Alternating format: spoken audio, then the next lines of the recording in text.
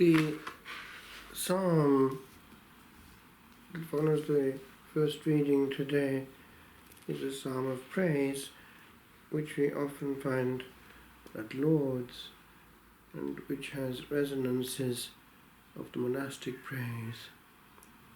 For instance, it would be found in the Carthusian rite in solitude quite often.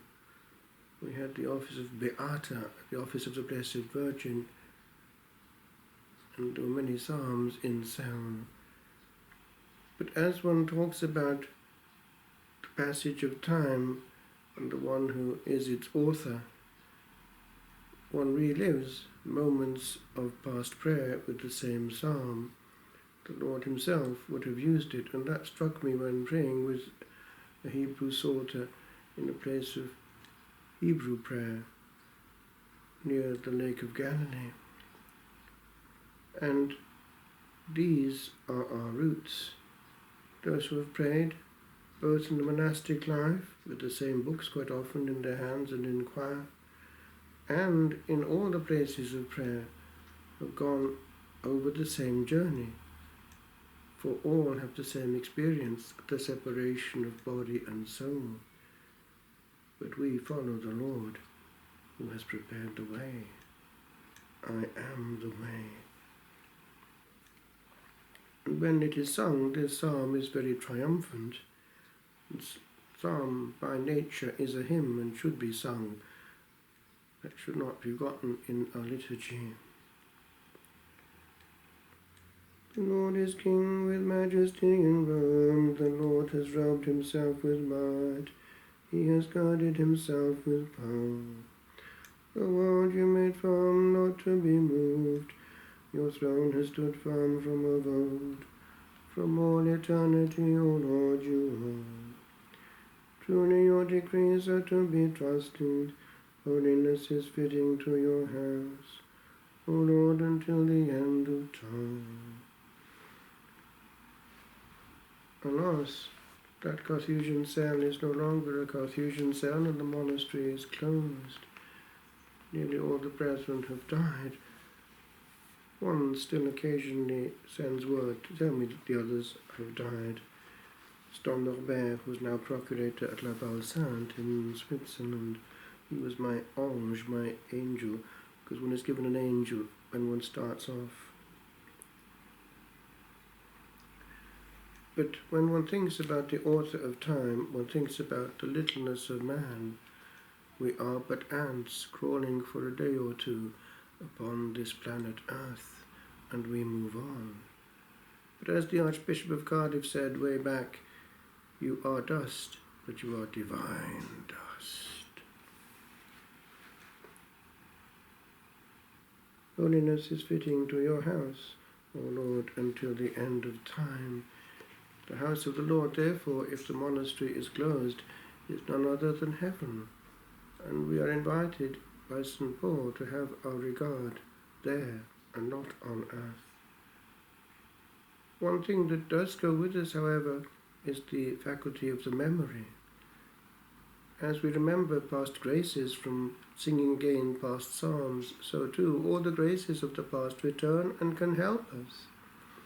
We can also have unpleasant memories, but we need to be able to handle them, to make of them positive things, learning from our faults and gaining the grace of humility therefrom.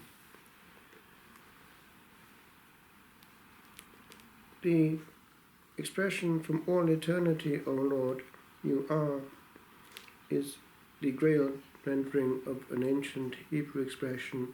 Quite often in the Hebrew, when it comes to references to eternity and the one that inhabits it from all eternity in the past is Kedem, and in the future it is referred to as ages, olam, and then becomes olamim in the future, or rather in the plural, olam olamim, which gives us in secula seculorum, comes through as forever and ever.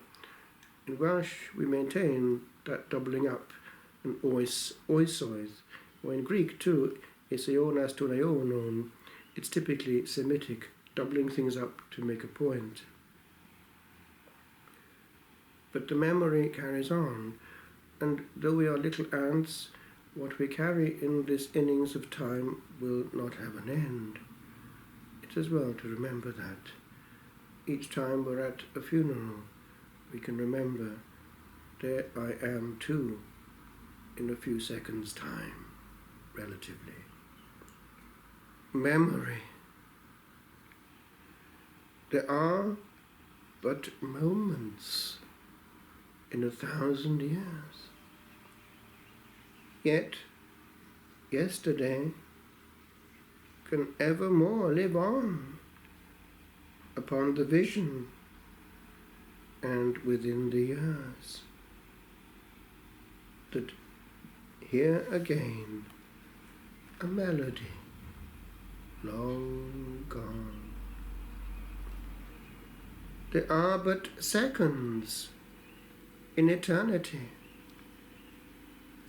but hell was made of these, or heaven regained in half a moment's halt. For history leaves marks indelible on pages stained. We have no power to heal a moment made, to be for thus fashioned in its course across the aeons long.